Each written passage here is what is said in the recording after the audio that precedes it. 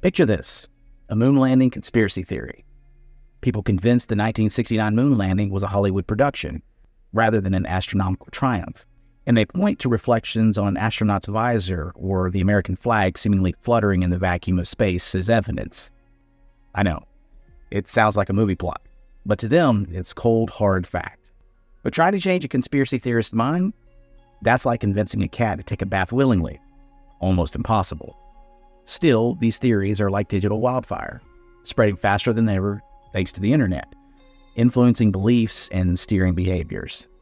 Now, I enjoy a good conspiracy theory. That's one of the reasons why I do this channel. This channel was created to tell stories about ancient folklore and urban legends. I like both of those topics, and that's what I would like to explore here on the Lore Chronicles. Conspiracy theories deals with something just a little bit different. First of all, you have to believe that there's a conspiracy. And I do believe that there are conspiracy theories that are true. Not only do I believe it, but I'm going to prove at the end of this video that there are plenty of conspiracy theories that actually have come true, all right? So it's not just something where we're just spitting in the wind. We're talking about things that have actually happened, and people thought they were conspiracies. But there are a lot of things that people think are conspiracies and they're actually not. And I like to look at the psychological ramifications of that, where that comes from. Where exactly in the mind does that come from? Is that an emotional thing? Is it a mental thing? Well, let's find out together. Now, let's dive into the science behind this conspiracy conundrum. Psychologists have been dissecting these theories, and one concept stands out: illusory pattern perception. Our brains are masters at spotting patterns, whether they're there or not. It's an ancient survival skill, helping our ancestors forage for resources. But this knack for pattern recognition may be a double-edged sword. Picture yourself memorizing digits of pi. Random sequences often look anything but random to your brain. And there's research to back this up. We see hot streaks in sports that aren't statistically real. Gamblers are more likely to find patterns in random sequences than others. It's like our brains are pattern detectives, always on the lookout. This pattern fascination extends to conspiracy theories. People who spot patterns in random coin flips are more likely to believe in irrational, experimenter-designed conspiracy theories. It's like our brains can't resist stitching together narratives, even if they're pure fiction. But what's the underlying reason behind this tendency? Uncertainty seems to be the key. We humans aren't big fans of uncertainty. We prefer events that are predictable and controllable. So when faced with complex or distressing situations that lack clear explanations, we might turn to conspiracy theories as a way to restore order to the chaos. But here's the kicker. The bigger the stakes, the grander the conspiracy. It's easier for our brains to accept an elaborate cover-up than a simple, straightforward answer. If the consequences are significant or threatening, our brains crave a more intricate narrative. It's like we're hardwired to believe in the extraordinary when the ordinary just won't cut it.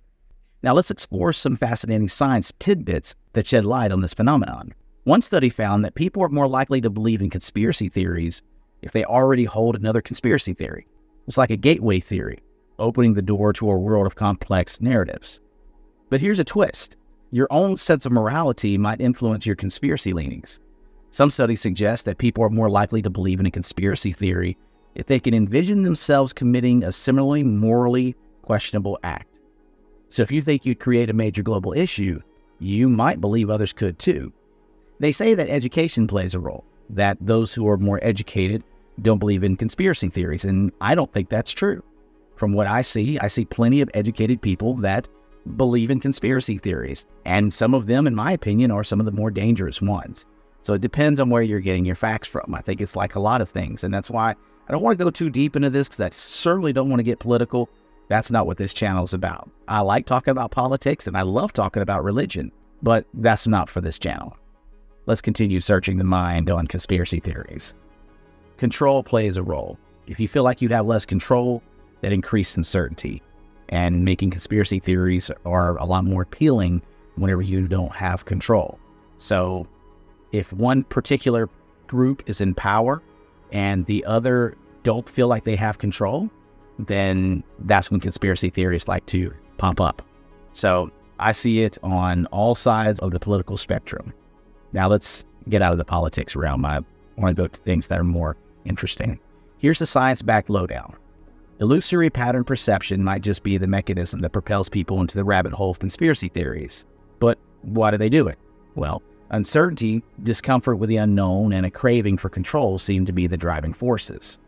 Now, while understanding the science behind these conspiracy conundrums is crucial, the question remains, how can we navigate reality without falling prey to the allure of wild conspiracy theories? Perhaps addressing the underlying factors like reducing uncertainty and fear can help guide people back to a reality grounded in facts, not fiction. And like I said earlier in the video, there are many conspiracy theories that have proven to be true. And I mean many. That's why it's such a fascinating topic of discussion for me.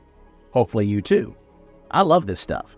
It seems these days that the difference between conspiracy theory and proven fact is about 1.5 years. Here lately, on this channel, I've been digging into urban legends and folk tales because they're easier to not really have an opinion either way. In the future, this will probably change and I will tackle more conspiracy theories. But at the end of the day, I just wanted to be entertaining to all my friends. That's you. I just want you to enjoy the content. So before we go on this quick video, I'd like to share with you some conspiracy theories that actually ended up being true. We're going to do a lightning round on the top 10 within the last 60 years, okay? Let's do it. While conspiracy theories often tend to be unfounded, these are just some instances where hidden truths were uncovered, starting with the Watergate scandal. This was through 1972 through 1974. Initially dismissed as a conspiracy theory, investigations revealed that members of President Nixon's administration were involved in illegal activities, leading to the resignation of the president. Then you have Operation Northwoods in 1962. Declassified documents revealed that the U.S. Department of Defense proposed false flag operations, including terrorist attacks, to justify military intervention in Cuba. The plan was never executed.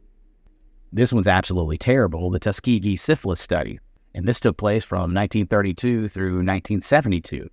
The U.S. Public Health Service conducted an unethical experiment on African-American men, allowing them to suffer from untreated syphilis to study the disease's progression. COINTELPRO, 1956 through 1971. The FBI's counterintelligence program aimed to surveil, infiltrate, and discredit civil rights groups, including leaders like Martin Luther King Jr. Of course, we've got to talk about MK-Ultra.